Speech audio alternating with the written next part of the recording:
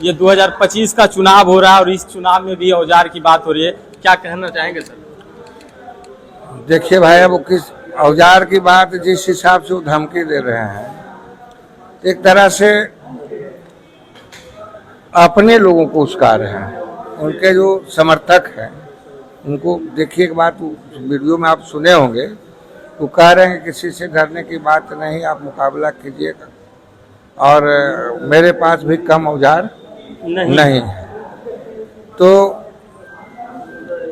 मोटा मोटी उनका जो सेंस है जी, जब कहीं किसी प्रकार का बात नहीं हुआ है, अगर बात भी हो, अगर मानते हैं हम, तो ऐसे मेरे संज्ञान में हम पता किए, एक तरह से वो प्रोपगंडा है, बिल्कुल वो प्रोपगंडा लोगों के बीच फैलाना चाह रहे हैं। किस तरह का हम प्रोपगंडा फैलाएं, क्योंकि जो चाह रहे हैं वो हो नहीं रहा है। उन लोग जो चाह रहा है, क्या चाह रहे हैं सर? उन लोग जो चाह रहा था, जैसे पहले जो बयान दिया था, उसको लगा था कि बुरा बाल साफ करने के बाद बाल बोलेंगे तो लोग अलग थलग पड़ जाएगा, और पूरा जो है उसके अलावा जितना पब्लिक मूवमेंट है मेरे पक्ष में हो जाएगा। ऐसा हुआ नहीं। तो बिल्कुल हतोत्साह कहिए, नर्वसनेस कहिए, मैंने बिल्कुल नर्वसनेस। उस बयान में हमको लगता है वो आदमी बिल्कुल या तो पागल हो गया है, समझ गए, या बिल्कुल मैंने नर्वस कर गया है वो आदमी। उसको लग रहा है कि किस तरह का प्रोपगंडा अपने वीडियो बना के लाइव आना, अपने लोगों को बोलना।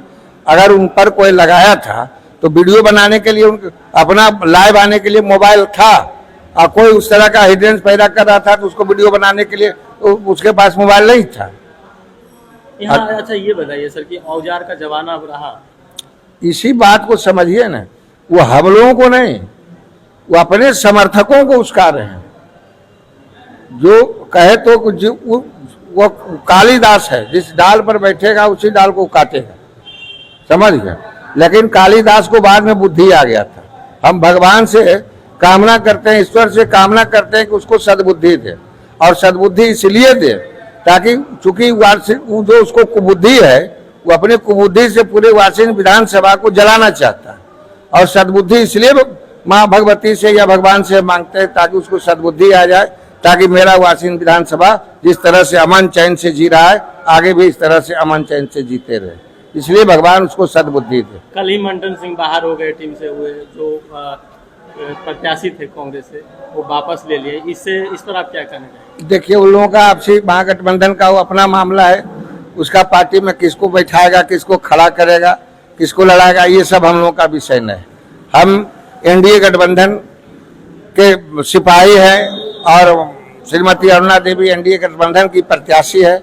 हम लोग जो है केंद्र सरकार, बिहार सरकार जो आम लोगों के लिए, जो राज्य के लिए, जो राष्ट्र के लिए जो कार्य कर रही है, आने वाले समय में क्या हम करेंगे, हम लोगों का विजन क्या है, बस इसी सब मुद्दों को लेकर हम लोग चुनाव में जा रहे हैं। तेजस्वी यादव का धुआंधार प्रचार शुरू हो गया, आज ही 4 जगह उनका जनसभा। करने दीजिए, सब करता है अपना, 4 जगह 6 जगह कर ले, 6 जगह कर ले, वो दिन भर में 9 जगह कर ले, वो सब देखिए।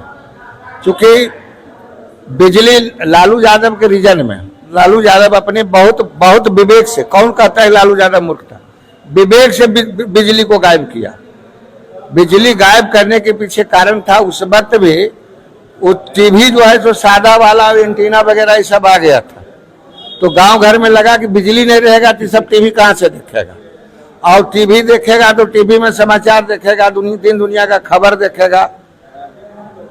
उस हिसाब से बिजली को गोल कर दिया ताकि बिल्कुल अंधार कुआं में पड़ा रहे, और जैसा हम जिस तरह से हम बिहार के जनता को हाँके, हम अपना हाँकते रहे।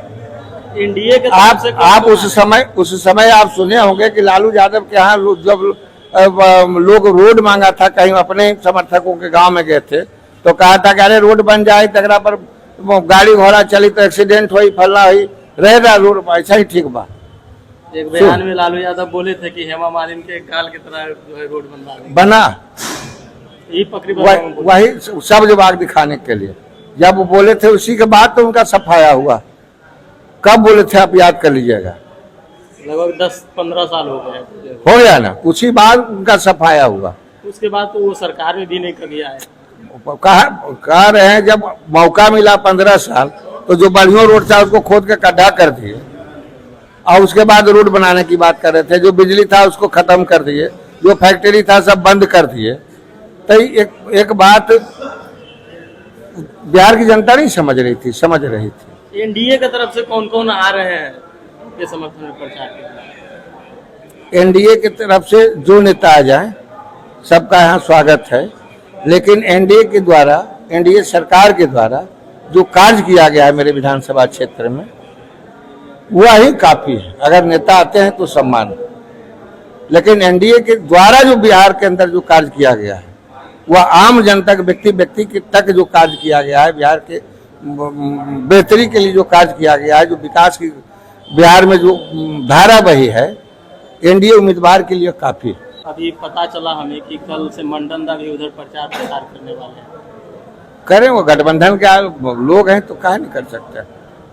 वो कांग्रेस और आरजेडी का गठबंधन है, उनका धर्म बनता है गठबंधन का प्रचार करना। लास्ट में क्या कहना चाहेंगे सर, क्योंकि चुनाव आपके सर पर है, वार्षिक विधानसभा के जनता से अपील करेंगे और अपना मत जिनको जहां तबीयत करे, अपना मतदान विकास के लिए, विनाश के लिए जिनका जैसा विवेक काम करेगा उस हिसाब से अपना मतदान कीजिए, सोच समझ के मतदान कीजिए। क्योंकि यह मत सिर्फ आपके लिए नहीं है, आपके बच्चों के भविष्य के लिए है, आने वाली पीढ़ी के लिए है। मतदान आज एक दिन मतदान होगा और यह मतदान का असर 5 साल तो डायरेक्ट उसमें दिखेगा, लेकिन 5 साल अगर बिहार गलत हाथों में चला गया तो फिर 15 साल 20 साल जैसे बिहार की आत्मा कराते रही उसी तरह से कराते रहेगी।